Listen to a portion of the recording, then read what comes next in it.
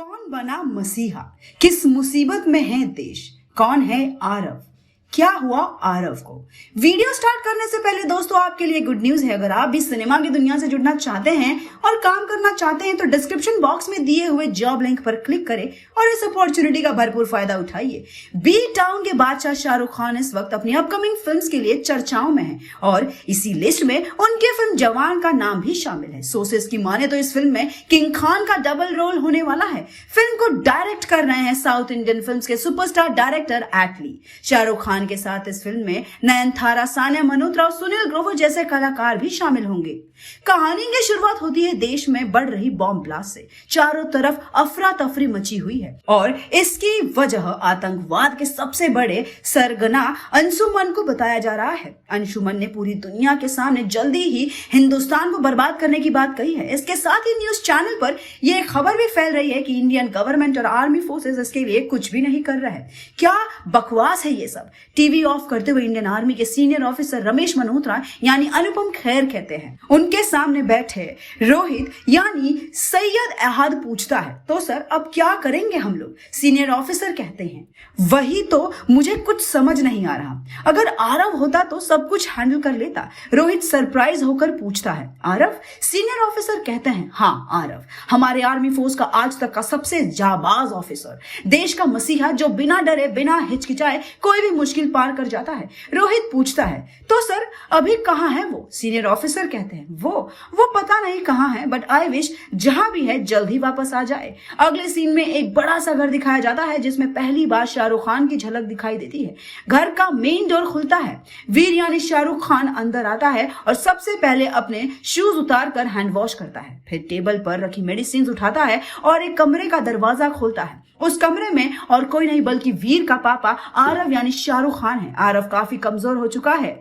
वीर आरव के पास आता है और उसे दवाई देता है। दवा देते हुए वीर कहता है, देखना पापा, आप जल्द ही ठीक हो जाएंगे। उसके बाद हम दोनों मिलकर इस देश की सेवा करेंगे। आरव दवा लेकर सो जाता है। वीर दीवार पर लगाई आरव की तस्वीर को देखता है जो इंडियन फोर्स की यूनिफॉर्म में है। यही कहानी अपने फ्लैशबैक में जाती है। अगले सीन में एक घर दिखाया जाता है जहां काफी लोग की हलचल मची है। तब तक एक औरत आती है और सुषमा यानी नीना गुप्ता से पूछती है, अरे सुषमा जी, सब तो आ गए लेकिन हमारे दूल्हे राजा कहाँ हैं? सुषमा आरव की माँ है जो अपने बेटे की शादी की तैयारियों में इधर उधर लग गई है। सुषमा हंसते हुए कहती है, किसान, जवान और एक औरत को कभी शांति नहीं मिलती है। सुषमा आरव की माँ है जो अपने बेटे की शादी की तैयारियों में इधर उधर लगी हुई है। सुषमा बहुत ही प्यारी और अच्छी औरत है। वो औरत हंसते हुए कहती है, हाँ सुषमा जी, आपकी बात तो सही है लेकिन अपनी शादी में तो आएगा ना? सुषमा हाँ में जवाब देते हुए वहां से चली जाती है। सुषमा अपने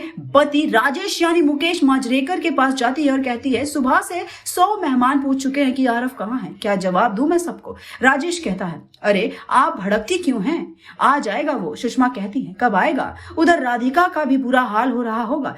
रश्मि जी का फोन आया था मेरे पास, बता रही थी राधिका बहुत परेशान है। तब तक वहां आरव आ जाता है। लो आ गया तुम्हारा लाल। आरव कहता है, अरे पापा आप कुछ मत बोलिए, यहाँ मम्मी लाल पीली हो रही हैं। सुषमा कहती है, कल तेरी शादी है और आ जा रहा है तू? तुझे पता है राधिका कितनी परेशान थी? राधिका यानी श्रिया पिलगांवकर जिससे आरव की शादी होने वाली है। माँ अब मैं आ गया हूं ना, सब ठीक कर दूंगा। आरव और राधिका की शादी का दिन आता है और धूमधाम से दोनों की शादी हो जाती है। शादी के 10 दिन बाद ही आरव को वापस अपने काम पर जाना पड़ता है। बात मत करो तुम मुझसे, शादी के पहले कहा था कि जब भी छुट्टी लेकर आओगे पूरा वक्त मुझे दोगे। आरव राधिका की परेशानी समझता है। वो उससे जल्द ही वापस आने का वादा कर के चला जाता है। अगले सीन में दिखाया जाता है कि देश में एक के बाद एक कई बड़े बम ब्लास्ट होते हैं और इनकी वजह अब्दुल यानी दानिश भट्ट है। हेलो आरव, जल्द से जल्द मेरे कैबिन में आओ, सीनियर ऑफिसर आरव से कहते हैं। आरव ऑफिसर के कैबिन में पहुंचता है। आओ आरव, मुझे हमारे सोर्सेस से पता चला है कि अब्दुल यहीं इंडिया में छिपकर बैठा हुआ है और मैं चाहता हूं कि उसको पकड़ने की जिम्मेदारी तुम उठाओ। आरव कहता है, श्योर सर, और अपने कैबिन में आकर अब्दुल को पकड़ने की तैयारी करने लगता है। कुछ ही देर में उसका फोन बजता है। सुषमा कहती है, हेलो आरव, बहुत बहुत बधाई बेटा, तू पापा बनने वाला है। आरव ये सुनकर बहुत खुश हो जाता है। सुषमा आरव से कहती है, अब बस तू जल्दी से आ जा। आरव कहता है, माँ आप राधिका को फोन दीजिए। राधिका फोन लेती है। आरव कहता है, राधिका मुझे कुछ वक्त लगेगा आने में, लेकिन तुम परेशान मत होना, मैं हूं तुम्हारे साथ हमेशा। इतना कहकर आरव फोन रख देता है।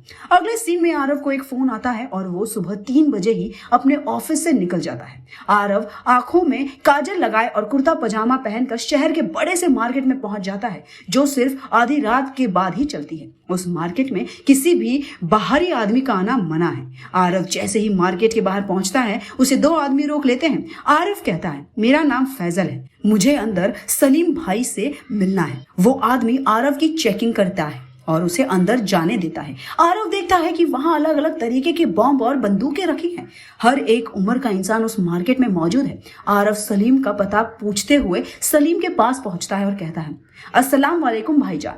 सलीम आरव को ऊपर से नीचे देखता है और बैठने को बोलता है। फिर उससे पूछता है, क्या चाहते हैं आप? आरव कहता है, वही जो आप चाहते हैं, इस मुल्क की बर्बादी। सलीम खुश हो जाता है और आरव यानी फैजल से कहता है, तब तो आप हमारे बहुत काम के आदमी हो। सलीम उसे अपने बॉम्ब और बंदूकें दिखाता है। आरव कहता है, भाईजान मेरे पास भी ऐसे कई सारे बॉम्ब और बंदूकें हैं जिनका निशाना कभी नहीं चूकता है। सलीम उन्हें देखने को बोलता है। आरव कहता है, वो सब बाहर उसकी गाड़ी में रखे हैं। सलीम आरव के साथ बाहर आता है। गाड़ी में देखते हुए सलीम कहता है, कहाँ है बॉम्ब फैजल?